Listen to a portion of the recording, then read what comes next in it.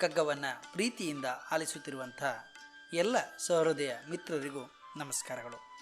ಮಾನ್ಯ D V ಜಿಯವರ ಅನುಭವದ ಸಾರವೇ ಮಂಕುತಿಮ್ಮನ ಕಗ್ಗ.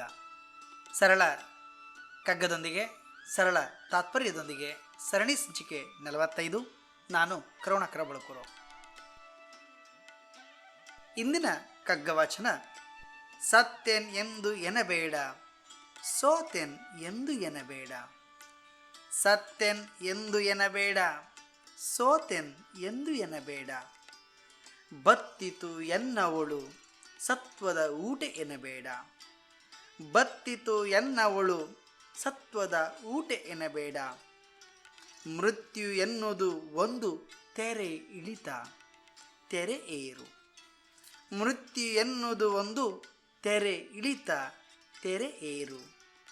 ಮತ್ತೆ ತೋರ್ಪುವುದು ನಾಳೆ, ಮತ್ತೆ ತೋರ್ಪುವುದು ನಾಳೆ. ಮಂಕುತಿಮ್ಮ. ಸಹೃದಯ ಬಂಧುಗಳೇ, ಧೈರ್ಯಂ ಸರ್ವತ್ರ ಸಾಧನಂ. ಜೀವನದಲ್ಲಿ ಸೋಲಿನ ಬಳಿಕ ಗೆಲುವಿಗಾಗಿ ನಿರಂತರ ಪರಿಶ್ರಮವನ್ನು ಪಟ್ಟಾಗಲೇ ಸೋಲೆ ಗೆಲುವಿನ ಸೋಪಾನ ಆಗ್ತದೆ. ಈ ಬಗ್ಗೆ ನಮಗೆಲ್ಲರಿಗೂ ಅನುಭವ ಇದೆ, ಅರಿವಿದೆ. ಈ ಭೂಮಿಯಲ್ಲಿ ಪ್ರತಿಯೊಂದು ಜೀವಿಗೂ ಕೂಡ ಕಷ್ಟ ನಷ್ಟಗಳು ಬರುತ್ತವೆ. ಇದನ್ನು ಎದುರಿಸಬೇಕಾಗಿರುವುದು ಆ ಜೀವಿಯ ಕರ್ಮವಾಗಿರ್ತದೆ. ಅದು ವಿಧಿಲಿಖಿತ, ತಪ್ಪಿಸಿಕೊಳ್ಳಲು ಯಾರಿಂದಲೂ ಸಾಧ್ಯವಿಲ್ಲ. ಉದಾಹರಣೆಗೆ ನಾವು ನೋಡ್ತೇವೆ ಹೊರ ಪ್ರಪಂಚವನ್ನು. ಮನೆಯಲ್ಲಿ ಮಕ್ಕಳು ನೆರೆದು ನಿಂತಿದ್ದಾರೆ, ಮದುವೆ ಮಾಡಲಿಕ್ಕೆ ಹಣದ ಸಮಸ್ಯೆ ಇದೆ, ಮನೆ ಕಟ್ಟಲಿಕ್ಕೆ ಸಾಧ್ಯ ಆಗ್ತಾ ಇಲ್ಲ, ಮಕ್ಕಳಿಗೆ ಪರೀಕ್ಷೆಯಲ್ಲಿ ಕಡಿಮೆ ಅಂಕ ಬರ್ತಾ ಇದೆ, ವ್ಯವಹಾರದಲ್ಲಿ ಸೋತಿದ್ದಾನೆ ಗಂಡ. ಹೀಗೆ ಹಲವು ರೀತಿಯ ಸಮಸ್ಯೆಗಳು ನಮ್ಮ ಜೀವನದಲ್ಲಿದ್ದಾವೆ. ಯಾವುದೇ ಕೆಲಸ ಕೈ ಹಾಕಿದರೂ ಆ ಕೆಲಸ ಹಾಳಾಗ್ತದೆ, ಅಲ್ಲಿ ನಮಗೆ ಲಾಭ ಆಗ್ತಾ ಇಲ್ಲ, ನಷ್ಟ ಆಗ್ತದೆ, ಜೀವನದಲ್ಲಿ ಸೋಲ್ತಾ ಇದ್ದೇವೆ. ನೀವು ನೋಡಿ, ಕತೆ ಪುರಾಣಗಳನ್ನೆಲ್ಲ ನಾವು ಓದ್ಕೊಂಡಿದ್ದೇವೆ, ತಿಳ್ಕೊಂಡಿದ್ದೇವೆ, ಅನುಭವಕ್ಕೆ ಬಂದಿದೆ. ಹಿಂದೆ ರಾಜ ವಿಕ್ರಮಾದಿತ್ಯ, ಸತ್ಯ ಹರಿಶ್ಚಂದ್ರ, ಮಹಾತ್ಮ ಗಾಂಧೀಜಿ, ಡಾಕ್ಟರ್ BR ಅಂಬೇಡ್ಕರ್, ಹೀಗೆ ಹಲವು ಮಂದಿಯವರ ಬದುಕಿನಲ್ಲಿ ನೂರಾರು ಕಷ್ಟಗಳು ಬಂದಿದ್ದಾವೆ. ಅವೆಲ್ಲವನ್ನು ಅವರು ಕೊನೆಯಲ್ಲಿ ಗೆದ್ದವರು. ಹೇಗೆ ಸಾಧ್ಯ ಆಯಿತು? ಸೂಕ್ಷ್ಮವಾಗಿ ಗಮನಿಸಿ. ಕಷ್ಟಗಳು ಬರ್ಬೋದು, ಬಂದಾಗ ನಾವು ಅದನ್ನು ಸಹಿಸಿಕೊಳ್ಳಬೇಕು, ತಾಳ್ಮೆಯಿಂದ ಅದನ್ನು ನೋಡಬೇಕು. ಆದರೆ ಮುಂದೊಂದು ದಿನ ಪದವಿ ಇರಬಹುದು, ಬದುಕಿರಬಹುದು, ಸಂಪತ್ತಿರಬಹುದು, ಹೆಸರು ಇರ್ಬೋದು, ಇವೆಲ್ಲವೂ ನಮಗೆ ದಕ್ಕಿಯೇ ದಕ್ತದೆ. ಅದು ನಮ್ಮ ಪರಿಶ್ರಮದಿಂದ ಸಾಧ್ಯ ಆಗ್ತದೆ. ಪ್ರಕೃತಿಯಲ್ಲಿಯೇ ಸೂರ್ಯನಿಗೆ ಸೂರ್ಯಗ್ರಹಣ ಬರ್ತದೆ, ಚಂದ್ರನಿಗೆ ಚಂದ್ರಗ್ರಹಣ ಬರ್ತದೆ, ಮರ ಗಿಡಗಳಿಗೆ ಅರಣ್ಯರೋಧನ ಆಗ್ತದೆ, ಪ್ರಾಣಿ ಪಕ್ಷಿಗಳಿಗೆ ಬರಗಾಲ ಬರ್ತದೆ, ಪ್ರಾಕೃತಿಕ ವಿಕೋಪಗಳು ಉಂಟಾಗ್ತವೆ. ಹೀಗೆ ಹಲವು ರೀತಿಯ ಸಮಸ್ಯೆಗಳು ಈ ಭೂಮಿಯಲ್ಲಿದ್ದಾವೆ. ಇವೆಲ್ಲವೂ ನಮ್ಮ ಕಣ್ಣೆ ಮುಂದೆ ಆಗ್ತದೆ, ನಾವು ನೋಡ್ತಾ ಇರ್ತೀವಿ.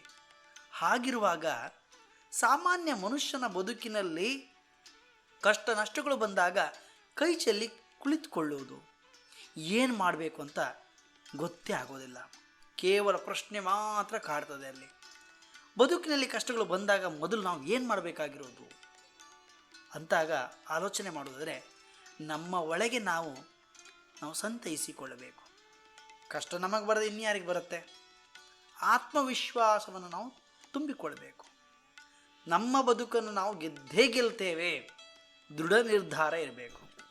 ಅದು ಬಿಟ್ಟು ಅಯ್ಯೋ ದೇವರೇ, ಭಗವಂತ, ನನ್ನ ಜೀವನವೇ ಮುಳುಗೋಯ್ತಲ್ಲಪ್ಪ, ಏನು ಕಷ್ಟ ಕೊಟ್ಬಿಟ್ಟು ನಾನು ಸತ್ತು ಸುಣ್ಣಾಗಿ ಹೋಗಿದ್ದೇನೆ ಎಂದು ಅಳುತ್ತಾ ಮೂಲೆ ಗುಂಪಾಗಿ ಹೋಗ್ತೀವಲ್ಲ, ಅಥವಾ ಕೆರೆಯೋ ಹೊಳೆಯೋ ಬಾವಿಯೋ ನೋಡಿ ಶರಣಾಗ್ತೀವಲ್ಲ, ಇದು ಹೇಡಿಗಳ ಲಕ್ಷಣ. ಇದು ಉಪದೇಶ ಮಾಡೋದು ಸುಲಭ, ಹೌದು. ಆದರೆ ಅವರವರ ಜೀವನಕ್ಕೆ ಅಥವಾ ಅವರ ಜೀವನದಲ್ಲಿ ಅನುಭವಕ್ಕೆ ಬಂದಾಗ ಆ ಬದುಕಿನ ಗತಿ ಬದಲಾವಣೆ ಆಗ್ತದೆ. ಅದು ಸತ್ಯ, ಅದು ವಾಸ್ತವ ಕೂಡ ಹೌದು. ಆದರೆ ಧೈರ್ಯವನ್ನು ನಾವು ತಂದುಕೊಳ್ಬೇಕು, ನಮ್ಮ ಮನಸ್ಸನ್ನು ಗಟ್ಟಿ ಮಾಡಿಕೊಳ್ಬೇಕು.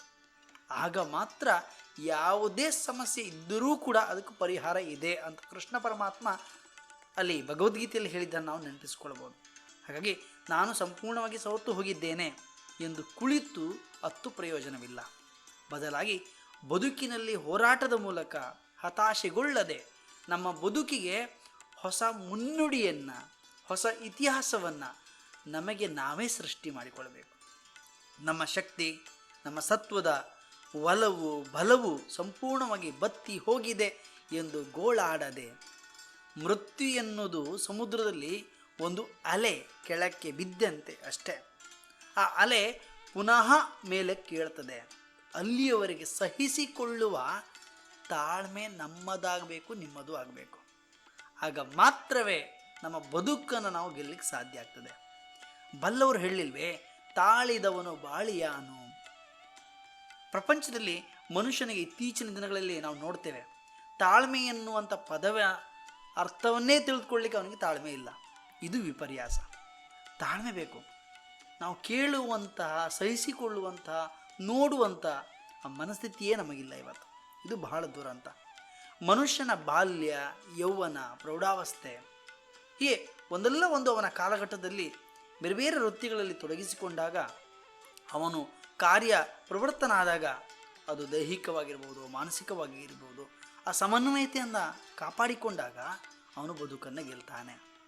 ಈ ಜಗತ್ತಿನಲ್ಲಿ ಹುಟ್ಟು ಸಾವುಗಳು ಎಲ್ಲವೂ ಸಹಜವಾದ ಕ್ರಿಯೆ. ಸಮುದ್ರದ ಅಲೆಗಳಂತೆ ಮೇಲೆದ್ದು ಕೆಳಕ್ಕೆ ಬೀಳುತ್ತಾ ಮತ್ತೆ ಮೇಲೆ ಏಳುತ್ತವೆ. ನಾನು ಆಗಲೇ ಹೇಳಿದೆ, ಇದು ಪ್ರಕೃತಿಯ ಪ್ರತಿಯೊಂದು ಜೀವಿಗೂ ಕೂಡ ಅನ್ವಯಿಸ್ತದೆ. ಹಾಗಾಗಿ ಕೊರಗುವುದರಿಂದ ಯಾವುದೇ ಪ್ರಯೋಜನ ಇಲ್ಲ. ಬದಲಾಗಿ ನಾವು ಕಾರ್ಯಪ್ರವೃತ್ತರಾಗಬೇಕು. ಈ ಜಗವೇ ಒಂದು ನಾಟಕ ರಂಗ. ನಾವೆಲ್ಲವೂ ಕೂಡ ಈ ರಂಗಭೂಮಿಯಲ್ಲಿ ಪಾತ್ರಧಾರಿಗಳು, ಅವನಾಡಿಸಿದಂತೆ ಆಡುವ ಪಾತ್ರಗಳು.